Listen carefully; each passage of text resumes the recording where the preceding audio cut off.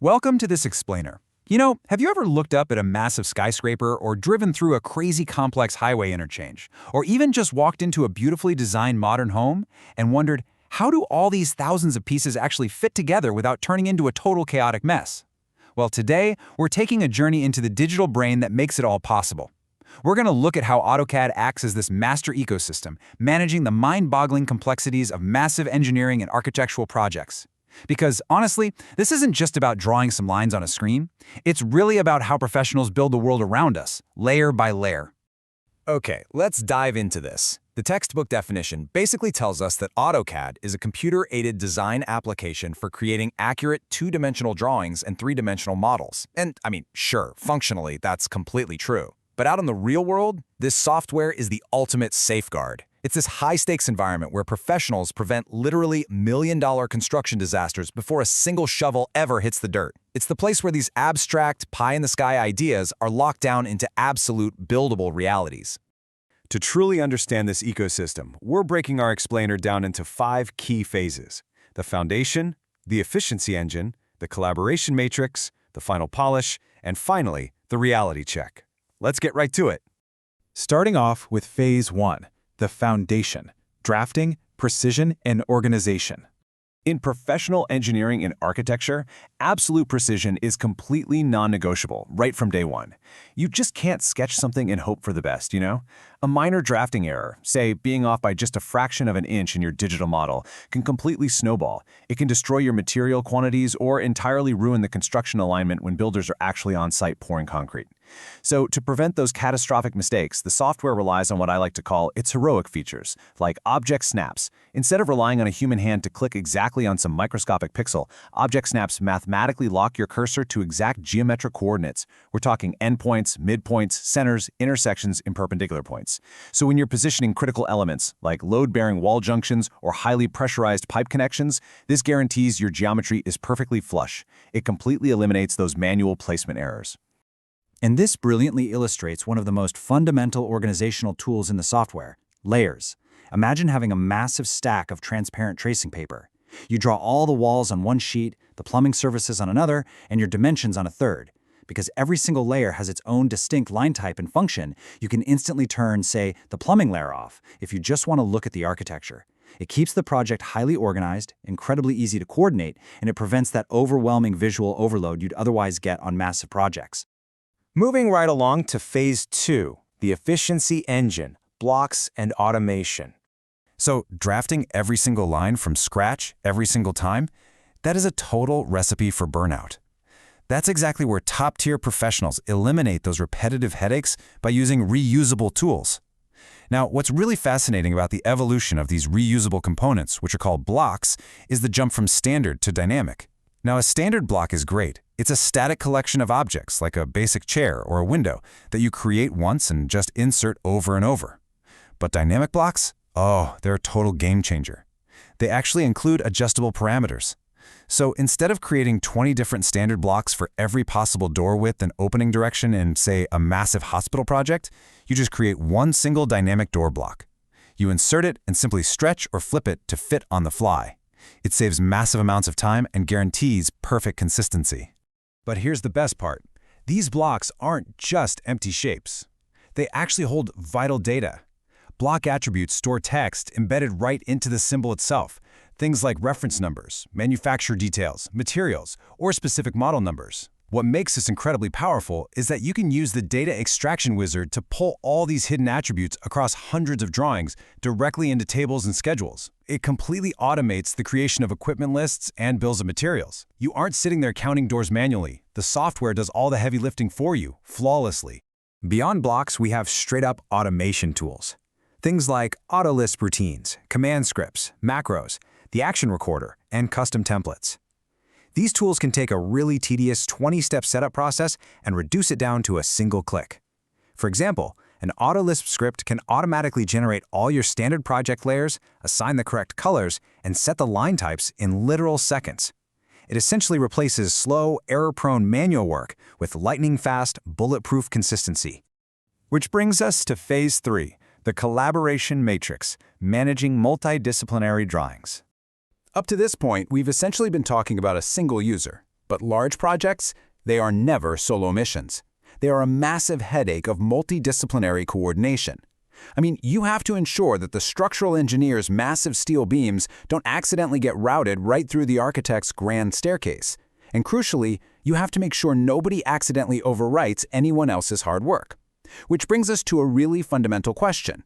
How do multiple engineers, architects, and designers actually work on one digital building at the exact same time without creating absolute chaos? Like, how do you enable this massive co-op mode that makes modern megaprojects possible? The answer is external references, or XREFs. So the crucial point is that XREFs allow you to attach a background drawing to your file without actually combining the contents permanently. Think of it this way. A structural engineer will attach the architect's master floor plan as an XREF. They then draw their structural columns right over it. If the architect moves a wall on their end, the structural engineer just gets a little alert, they reload the XREF, and boom, the new wall position appears instantly on their screen. This incredible feature allows simultaneous work, it massively reduces data duplication, and it helps cross-functional teams visually spot design conflicts incredibly early in the process. Next up is Phase 4, the final polish, documentation and delivery. So we've built the digital model, and we've coordinated all the teams, but you can't exactly hand a construction form in a computer monitor, right? We have to translate these intricate digital designs into professional, fully standardized, and often legally binding construction documents. A technically correct design absolutely must be communicated clearly, and that starts with tightly controlling your dimension styles. By locking in parameters like text size and font, arrowhead style, decimal precision, tolerances, and scale, you ensure absolute uniformity. So whether an architectural plan is drafted in New York or mechanical layout is detailed in London, standardized dimension styles ensure that every single drawing in the final package follows the exact same visual and organizational standard. Let's move to the next step and see how this builds into the broader delivery phase. Because professional projects don't just have one or two drawings, they can have dozens or even hundreds of sheets. The Sheet Set Manager is essentially the ultimate organizational tool for this phase. It takes all those individual layouts and organizes them into one highly structured project package. It effortlessly manages your sheet numbering, standardizes your title blocks, creates your drawing indexes automatically, and allows you to publish the entire massive package with just a single click. Finally, Phase 5, the reality check, revisions and best practices. Let's ground this explainer in reality for a moment. Real-world designs always change. Errors happen during review.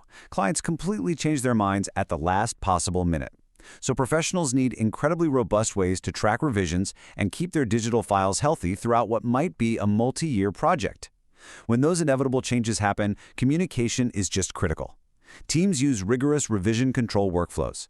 They draw literal revision clouds around modified areas on the sheet so reviewers and builders can spot them instantly, and these are always accompanied by revision numbers, dates, and descriptions. Even better, there are drawing comparison tools that automatically overlay two versions of a file and highlight exactly what changed in bright colors.